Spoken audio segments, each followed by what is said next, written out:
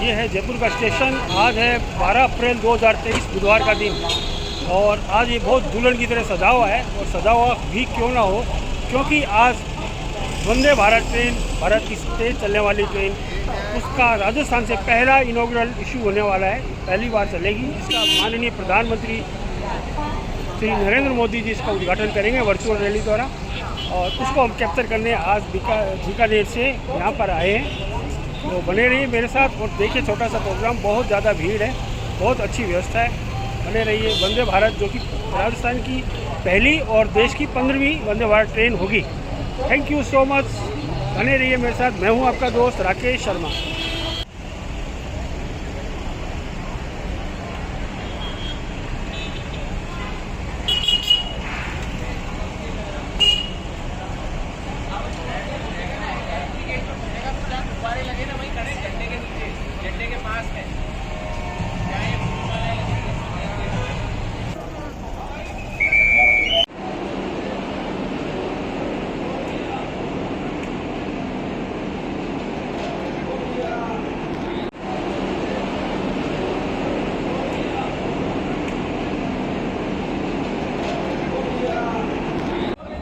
दोस्तों नमस्ते। आज हम जयपुर में हैं और आज है 13 बुधवार का दिन। आज का दिन बहुत ही स्वर्णिम अक्षरों में लिखा जाएगा, क्योंकि आज राजस्थान की पहली वंदे भारत ट्रेन अपने 1 नंबर प्लेटफॉर्म से प्रस्थान करने वाली है। 11 बजे का समय है और गाड़ी पूरी तरह से सज धज के तैयार है और पूरा शानदार मंच है। मेरे पीछे आप देखिए, मंच पे अभी सभी सम्मानित नहीं आए, नेतागण लोग आएंगे और वो इसका उद्घाटन करने वाले हैं। Thank you. बने रहिए मेरे साथ। यह है वंदे भारत एक्सप्रेस, राजस्थान से चलने वाली पहली ट्रेन। आज है 2023 बुधवार का दिन, पहली ट्रेन वंदे भारत चलने को तैयार। उत्साह का अतिरेक आज मौका अजमेर दिल्ली कैंट वंदे भारत एक्सप्रेस। अवधारणा है कि विकास सर्वस्पर्शी हो। सादर अनुनय हमारे माननीय प्रधानमंत्री श्रीमान नरेंद्र मोदी जी से कृपया अपने प्रेरक उद्बोधन से हम सभी का मार्गदर्शन और उत्साहवर्धन करें। माननीय प्रधानमंत्री जी।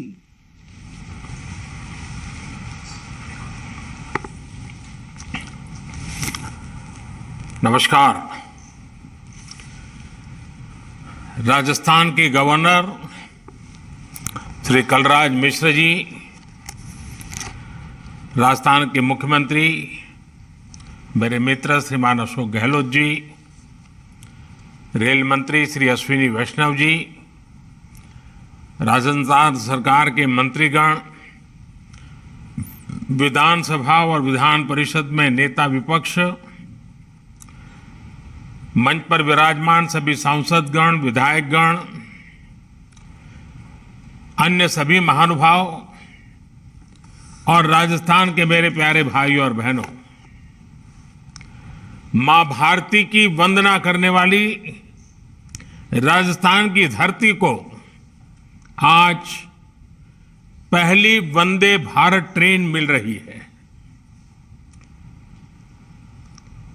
दिल्ली कैंट अजमेर वंदे भारत एक्सप्रेस से जयपुर दिल्ली आना जाना और आसान हो जाएगा। ये ट्रेन राजस्थान की टूरिज्म इंडस्ट्री को भी बहुत मदद करेगी।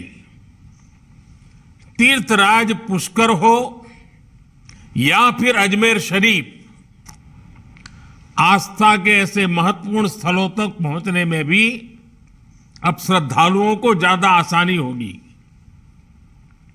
भाई और बहनों, बीते 2 महीनों में ये 6ठी वंदे भारत एक्सप्रेस है जिसे हरी झंडी दिखाने का मुझे सौभाग्य मिला है। मुंबई सोलापुर वंदे भारत एक्सप्रेस, मुंबई शिरडी वंदे भारत एक्सप्रेस, रानी Kamlapati Hazrat Nizamuddin Vande Bharat express, Secunderabad Tirupati Vande Bharat express, Chennai Coimbatore Vande Bharat express और अब ये जयपुर दिल्ली वंदे भारत एक्सप्रेस आज शुरू हो रही है। जब से ये आधुनिक ट्रेनें शुरू हुई हैं, तब से करीब करीब 60 लाख लोग इन ट्रेनों में सफर कर चुके हैं। तेज रफ्तार वंदे भारत की सबसे बड़ी विशेषता है कि ये लोगों का समय बचा रही है। और एक स्टडी है कि एक वंदे भारत की यात्रा करने पर लोगों के कुल मिलाकर हर ट्रिप में करीब करीब 2500 घंटे बचते हैं। यात्रा में बचने वाले ये 2500 घंटे लोगों को अन्य कार्यों के लिए उपलब्ध हो रहे हैं। मैन्युफैक्चरिंग कौशल से लेकर सुरक्षा गारंटी तक, तेज रफ्तार से लेकर खूबसूरत डिजाइन तक, वंदे भारत तमाम खूबियों से संपन्न है। इन्हीं सब खूबियों को देखते हुए आज देश भर में वंदे भारत ट्रेन का गौरवगान हो रहा है। वंदे भारत ने एक तरह से कई नई शुरुआत की है। वंदे भारत पहली सेमी हाई स्पीड ट्रेन है जो मेड इन इंडिया है। वंदे भारत पहली ऐसी ट्रेन है जो इतनी कॉम्पैक्ट और एफिशिएंट है। वंदे भारत पहली ट्रेन है जो स्वदेशी सेफ्टी सिस्टम कवच के अनुकूल है। वंदे भारत भारतीय रेलवे के इतिहास की वो पहली ट्रेन है जिसने बिना अतिरिक्त इंजन के सह्याद्री घाट की ऊंचाई चढ़ाई पूरी कर दी। वंदे भारत एक्सप्रेस इंडिया की फर्स्ट, ऑलवेज फर्स्ट की भावना समृद्ध करती है। मुझे खुशी है कि वंदे भारत ट्रेन आज विकास, आधुनिकता, स्थिरता और आत्मनिर्भरता का पर्याय बन चुकी है। आज की वंदे भारत की यात्रा कल हमें विकसित भारत की यात्रा की ओर ले जाएगी। ये राजस्थान के लोगों को वंदे भारत ट्रेन के लिए मैं बहुत बहुत बधाई देता हूं। साथियों, हमारा देश का दुर्भाग्य रहा कि रेलवे जैसी महत्वपूर्ण व्यवस्था जो सामान्य मानवी के जीवन का इतना बड़ा हिस्सा है, उसे भी राजनीति का अखाड़ा बना दिया गया था। आजादी के बाद भी भारत को एक बड़ा रेलवे नेटवर्क मिला था, लेकिन रेलवे के आधुनिकीकरण पर हमेशा राजनीतिक स्वार्थ हावी रहा। राजनीतिक स्वार्थ को देखकर तब यह तय किया जाता था कि कौन रेल मंत्री बनेगा, कौन नहीं बनेगा। राजनीतिक स्वार्थ ही तय करता था कि कौन सी ट्रेन किस स्टेशन पर चलेगी। राजनीतिक स्वार्थ ने ही बजट में ऐसी ऐसी ट्रेनों की घोषणा करवाई जो कभी चली ही नहीं। हालत ये थी कि रेलवे की भर्तियों में राजनीति होती थी, बड़े पैमाने पर भ्रष्टाचार होता था। हालत ये थी कि गरीब लोगों की जमीन छीनकर उन्हें रेलवे में नौकरी का झांसा दिया गया। देश में मौजूद हजारों मानव रहित क्रॉसिंग को भी अपने ही हाल पर छोड़ दिया गया था। रेलवे की सुरक्षा, रेलवे की स्वच्छता, रेलवे प्लेटफॉर्म की स्वच्छता, सब कुछ नजरअंदाज कर दिया गया था। इन सारी परिस्थितियों में बदलाव 2014 के बाद से आना शुरू हुआ है, जब देश के लोगों ने स्थिर सरकार बनवाई, जब देश के लोगों ने पूर्ण बहुमत वाली सरकार बनवाई। जब सरकार पर राजनीतिक सौदेबाजी का दबाव हटा तो रेलवे ने भी चैन की सांस ली और नई ऊंचाई पाने के लिए दौड़ पड़ी। आज हर भारतवासी भारतीय रेल का कायाकल्प होते देखकर गर्व से भरा हुआ है। भाइयों और बहनों, राजस्थान के लोगों ने हमेशा हम सभी को अपना भरपूर आशीर्वाद दिया है।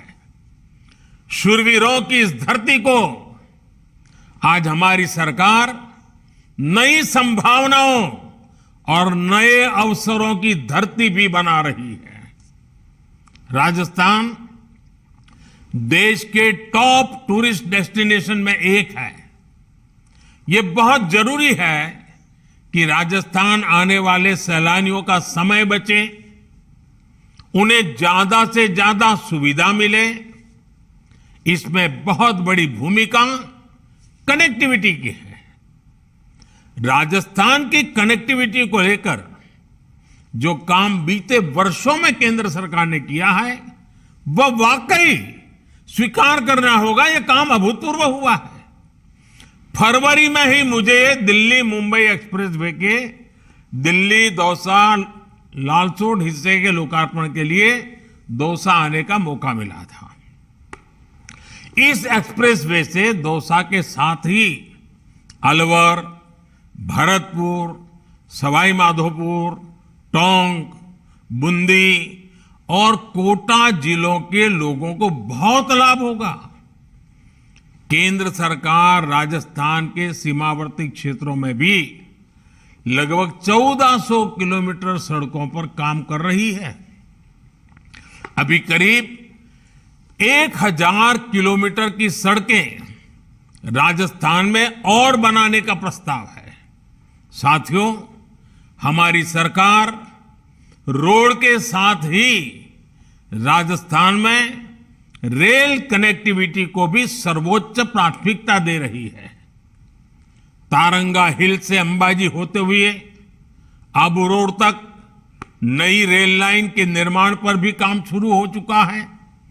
इस रेल लाइन की मांग 100 साल से भी ज्यादा पुरानी है, जो अब भाजपा सरकार ने ही पूरी की है। उदयपुर से अहमदाबाद के बीच रेल लाइन को भी ब्रॉड गेज में बदलने का काम हम पूरा कर चुके हैं। इससे मेवाड़ क्षेत्र गुजरात सहित देश के अन्य भागों से बड़ी लाइन से कनेक्ट हो गया है। बीते 9 वर्षों में राजस्थान के करीब 75% नेटवर्क का इलेक्ट्रिफिकेशन पूरा किया जा चुका है।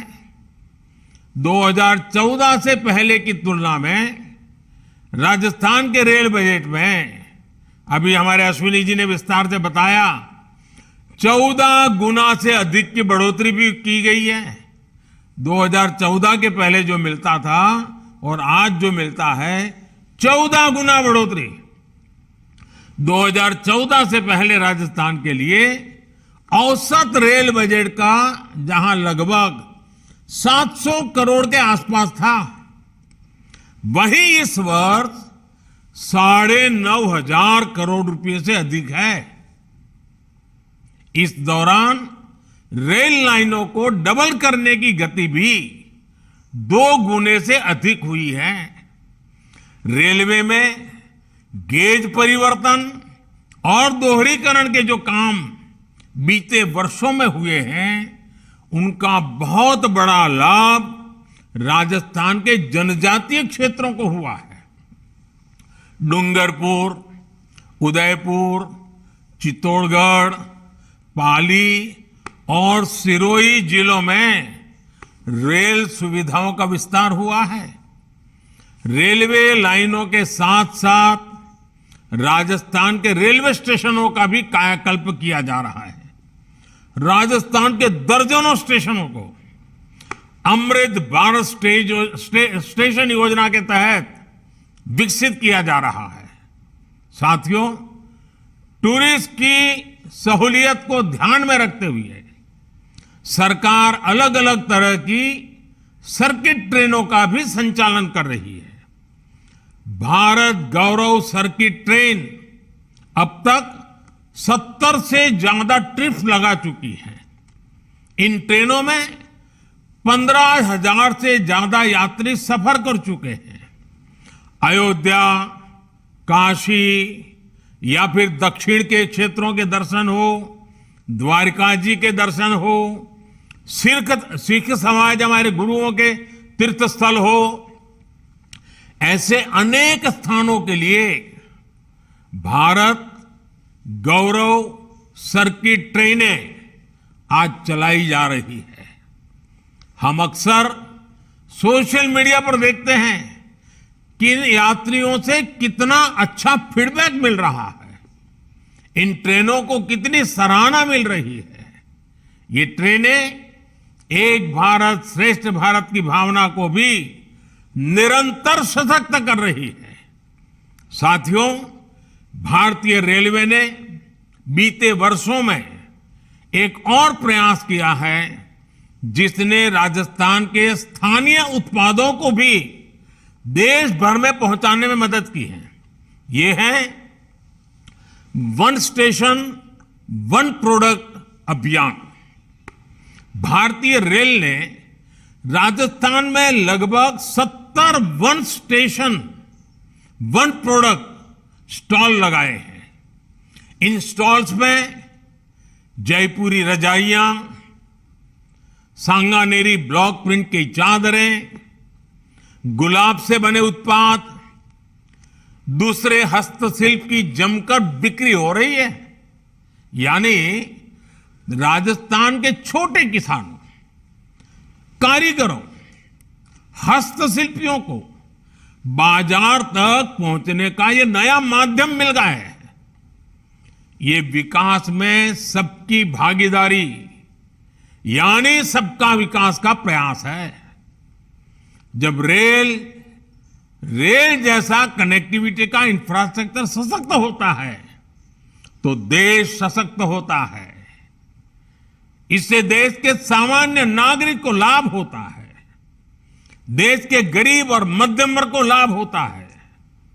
मुझे विश्वास है कि आधुनिक वंदे भारत ट्रेन राजस्थान के विकास को गति देने में अहम भूमिका निभाएगी। और मुझे गहलोत जी का विशेष रूप से मैं आभार व्यक्त करता हूं कि इन दिनों वो राजनीतिक आपाधापी में उनका अनेक संकटों से वो गुजर रहे हैं, उसके बावजूद भी विकास के काम के लिए समय निकाल करके आए, रेलवे कार्यक्रम में हिस्सा लिया। ये मैं उनका स्वागत भी करता हूं, अभिनंदन भी करता हूं। और मैं गहलोत जी को कहना चाहता हूं, गहलोत जी आपके तो दो हाथ में लड्डू है। आपके रेल मंत्री राजस्थान के हैं और रेलवे बोर्ड के चेयरमैन भी राजस्थान के हैं, तो आपको तो दो हाथ में लड्डू है। और दूसरा, जो काम आजादी के तुरंत बाद होना चाहिए था अब तक नहीं हो पाया, लेकिन आपका मुझ पर इतना भरोसा है, इतना भरोसा है कि आज वो काम भी आपने मेरे सामने रखे हैं। आपका ये विश्वास, यही मेरी मित्रता की अच्छी ताकत है। और एक मित्र के नाते आप जो भरोसा रखते हैं, इसके लिए मैं आपका बहुत आभार व्यक्त करता हूं। आप सभी को फिर से मैं बहुत बहुत बधाई देता हूं, राजस्थान को बधाई देता हूं। बहुत बहुत धन्यवाद। 2023 का विस्मरणीय दिवस और बहुत ही आदर और सम्मान के साथ हमारी माननीय प्रधानमंत्री जी श्रीमान नरेंद्र मोदी जी से दरख्वास्त कि स्वदेशी रूप डिजाइन कवच प्रणाली से युक्त राजस्थान की पहली और देश की 15वीं वंदे भारत एक्सप्रेस अजमेर दिल्ली कैंट के बीच संचालित होगी। कृपया इसे हरी झंडी दिखाकर रवाना करने का कष्ट करें।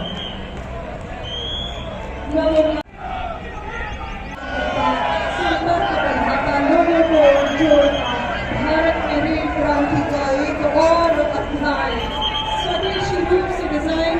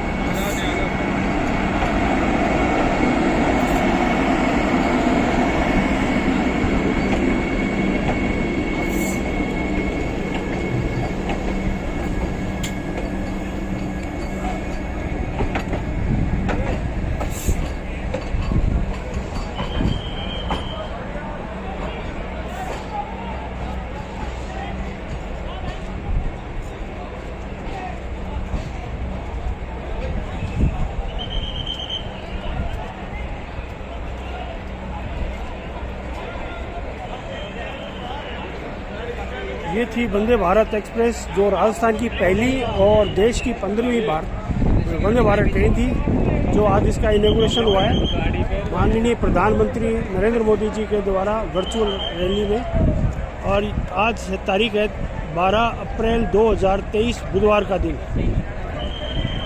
सभी को बहुत बहुत बधाइयाँ।